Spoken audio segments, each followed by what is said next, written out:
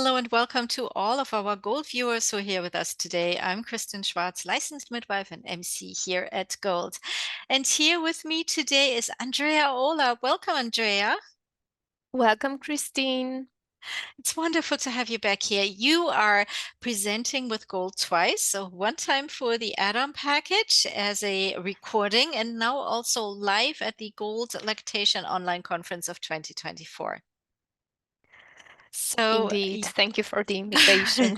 it is absolutely wonderful to have you here. Your title of the presentation is Clinical Case Studies Transitioning from Failure to Thrive to Flourishing in Breastfed Infants. What a wonderful topic, so important. Now let me ask you this, failure to thrive. It's a word that, this failure to thrive, what can talk to me a little bit about that. There's no universal consensus on a definition of failure to thrive, but it's something that we often see in our practice, although it's not exclusively associated with the lactation, but it is something that it's prevalent all over the world.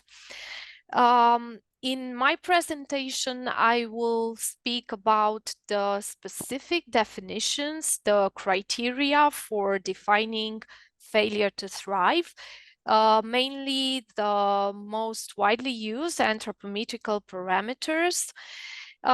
In a nutshell, failure to thrive, it may be any of the following: an infant who continues to lose weight after 10 days of life, or who doesn't regain birth weight by 3 weeks of age, or gains at a rate below the 10th percentile for weight gain beyond the first month of age, or the infant who drops more than 2 standard deviations from a previously stable weight curve. Thank you for that definition. That was very, very detailed. Thank you for explaining that to us here. Now, your presentation is full of wonderful case studies, and I love case studies because I feel like we can really learn well and take the information into our practice, because this is what lactation care providers often see in actual cases, and this is what you've worked with, right? Correct, Andreea?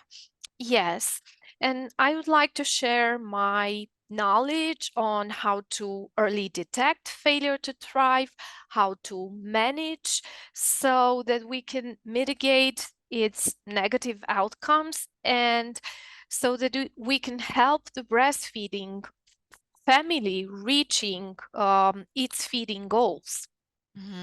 Beautiful. Thank you for doing that. Yeah, it's a great way of learning, and really take that into the practice and help the families to, reach their breastfeeding goals. Absolutely. You have some videos for us as well, right? To really showcase another case there. So I Yes. feel like it's always good to learn to see directly the videos there. Now, Andreea, before we jump into the topic a little bit more, give us a little bit, when working with failure to thrive infants, what is one of the most important things we as lactation care provider have to consider first, before everything else? What do you think is the number one thing we need to do first? The number one thing I think it's that we need to be able to early detect it. We need to be able to early identify it so we can manage it properly. And also, failure to thrive, also named growth faltering, it's something that requires teamwork. And our support as lactation consultants is not only related to how we manage breastfeeding and infant feeding goals, but also how we communicate with parents so that they understand what failure to thrive means, what are its outcomes, its possible outcomes. There may also be the need to talk about multiple ways of supplementation. So it's a very complex breastfeeding challenge. Very complex. And it is scary for the parents as well because of course, they want the best for their baby, and it makes them feel if they get this, diagnosis, oh, failure to thrive, as if they are, did something wrong or did not do everything they could, which often for families must feel devastated because they're doing everything they can, right, in that particular moment, but they maybe didn't have the assistance or help especially with breastfeeding, they didn't have breastfeeding support to assist them. So there's also the emotional component of the parent we have to consider, correct?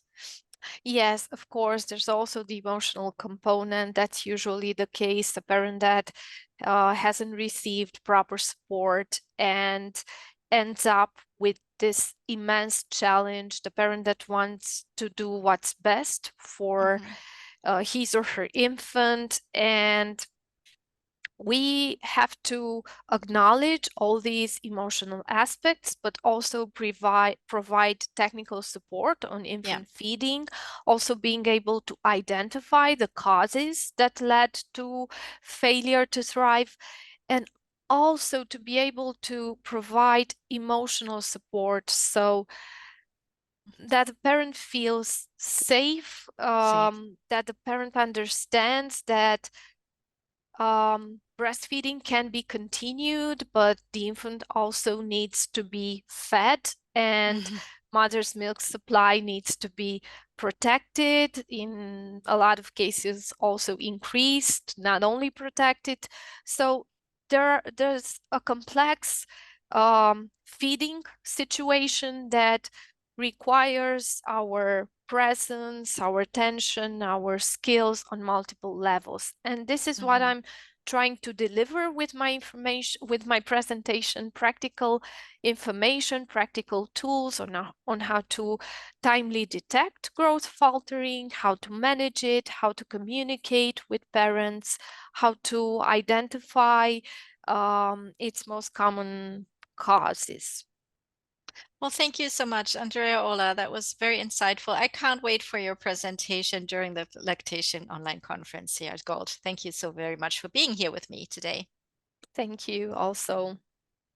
And now some information for our viewers. If you would like to find out more about Andrea's presentation and all the other wonderful presentations in the conference, we invite you to go to goldlactation.com. We get started with an open access keynote presentation that's available to everyone on April 2nd. So make sure you sign up for that, share it with your colleagues in the field, and we hope to see everyone in the conference. Bye bye, everyone.